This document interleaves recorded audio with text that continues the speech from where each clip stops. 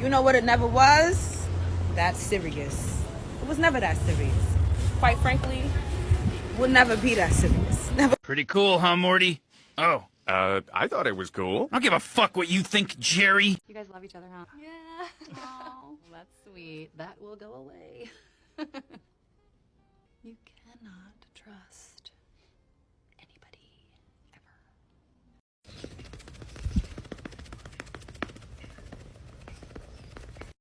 Hey, Mike, how old is your mom? What? No, not like that. No, it is like that.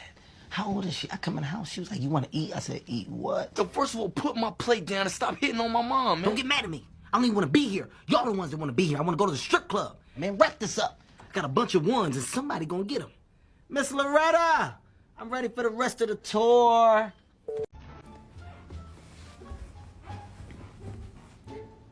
Oh, God. Hey, what are you doing in my room? Well, I was just grabbing some dirty laundry, and I found this in your sheets. And you left a little stain for me, too. Okay, well, you know how heavy my flow is. Well, you know, this probably isn't going to cut it when you sleep. I think you need one with wings, so it really holds onto your undies. Okay, will you stop waving it around? All right, well, you dispose of that, and I'm going to wash your bed sheets. Oh, just go away. Oh, you're obsessed with me.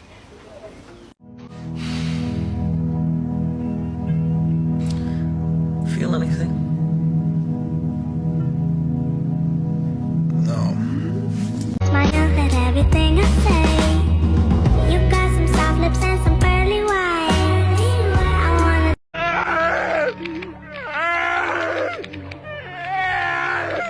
We get it. You don't get it. Come on, Lisa. You don't get it. Oh my god. What? Let me see. Oh my god. Your nan fell out the window, landed on top of a lorry and died. Yeah. When was this? Earlier. Oh my god. How is that funny? I'm literally crying. No, I'm not laughing. Bros, just stop crying, okay?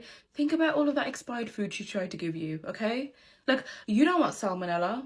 I don't want salmonella, you know? I'm so upset. Why are you laughing? That's so horrible. I thought about this the other day. I think the only decent guy I've ever liked was my first ever crush, which was my high school crush. Since then, it's been downhill. So for the 4 whole years I was in high school, I fancied the same guy the whole entire time. I didn't speak to him, not once, because I was too fucking scared. He would literally be sat like right next to me or like just opposite me in the classroom, and I would have some imaginary scenarios going fucking wild in my head. He told me he liked my hair once. My mum put blonde highlights in my hair. She actually messed it up, so I had one massive blonde streak at the front of my head and the rest of it was just brunette, and he told me he liked my hair. I can't remember what I said back, but I remember the feeling of just pure redness going through my body and just fear. And it's been 6 years after I've left that school, and even though those feelings are gone, even when I see him now, the redness and the fear just comes back. But he's still lovely, still a lovely, lovely boy. And I'm proud of myself for that. I'm proud of myself for liking him, I can't lie. He did actually date 2 of my friends when we were in school as well, so that makes him a little bit not lovely. But he didn't know that I liked him, so that was more of a me problem than a him problem. Pass, pass, pass. Smash. Hey, oh snap, that's my phone. Holla.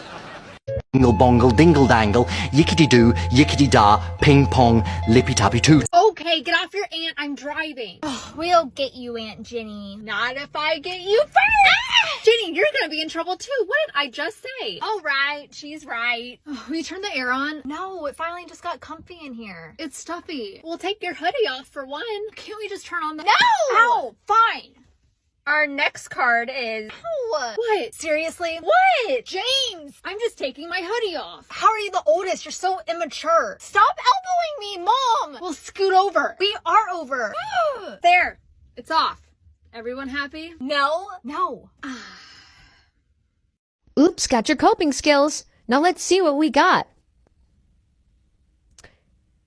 That's not a coping skill. What is a red flag that you unfortunately had to learn the hard way? I'll go first. Don't trust somebody that claims to be in love with you after a short time of dating. And I know I've talked about this on our page before, but someone who shows signs of being deeply in love with you after not even knowing you for a month or whatever is called love bombing. And it's their thing. They make people feel extremely special until they get bored of that person and then they move on to the next. So now you know. Don't fall for the I think you're the one after 1 or 2 dates. Just don't. It's not worth it. If they don't mean it, it's not true. I try not to kill myself. We in a situation. We're in a tough situation right now.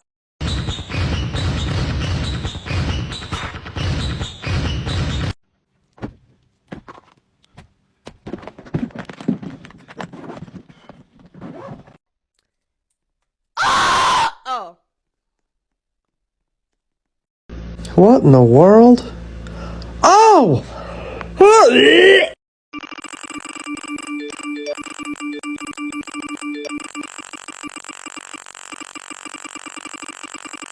Can we just talk about the dedication that it takes to be able to date someone when you have strict parents? I'm going to share some things that I absolutely hate about dating when I used to live with my parents. This is what I'm priming my face with, by the way.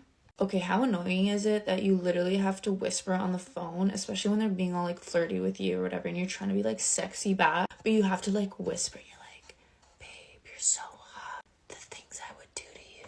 And then your mom immediately walks in the room and you have to end the call. Watermelon drops. You know what's even worse? When you literally can't go out any time of the day, let alone late at night. Like, that's not even an option. And it sucks because like when I was with my parents, if I went out like once during the week for something that wasn't like school related, I was not allowed to go out like another day. So you'd literally be going out with your man like once a week, or you'd have to lie and be like, I'm volunteering or I have a school project or whatever. And then when your boyfriend also has strict parents, you guys literally only hang out in his car. Y'all, I am so sick of car dates, if you know what I mean. Like, I could never. I'm traumatized. And you also could never catch me holding this man's hand in public or like even being near him in public, because my cousins, friends, dogs, neighbors, sister could be in the mall and snitch on me. I genuinely think the reason why I was so boy obsessed when I was younger was because I got such a rush out of like hiding it from my parents. Oh my god, don't even get me started about breakups. You know when you're so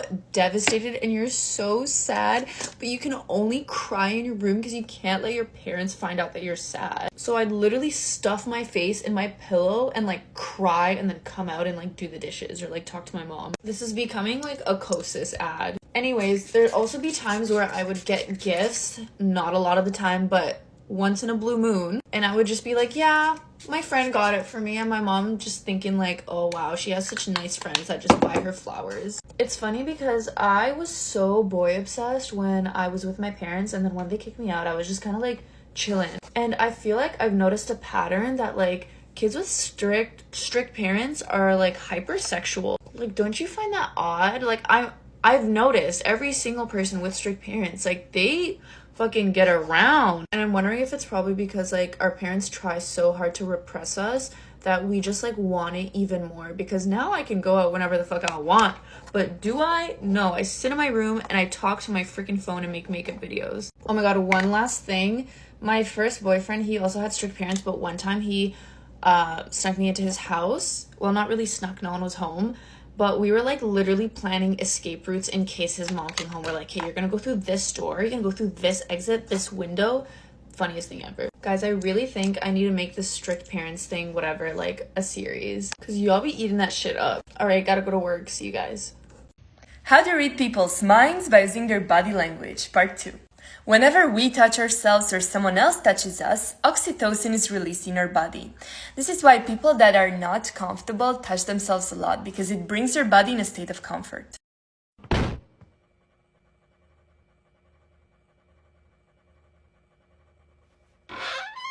How to make people like you using your body language, part 1. When you meet someone, raise your eyebrows. This is a sign that you like what you see. And this is communicating to their subconscious mind that you two are friends. This is also a way to tell if someone likes you. Should you text him? If you text him because you hope that you'll hear back from him, then please do nothing. Because behind your question is a feeling of being desperate. You want to be reassured that he feels something for you. You want to control the situation. But let's say you don't hear back from him. You will be devastated. You will be so disappointed. You have to ask yourself before you send that message, can I do this without expecting anything back? If your answer is yes, then send him that text. Psychological tricks to determine whether someone is attracted to you. 1. They raise their eyebrows when they see you. 2. They get physically closer to you. 3. They show off their qualities when they talk to you. 4. They become louder when you're around them.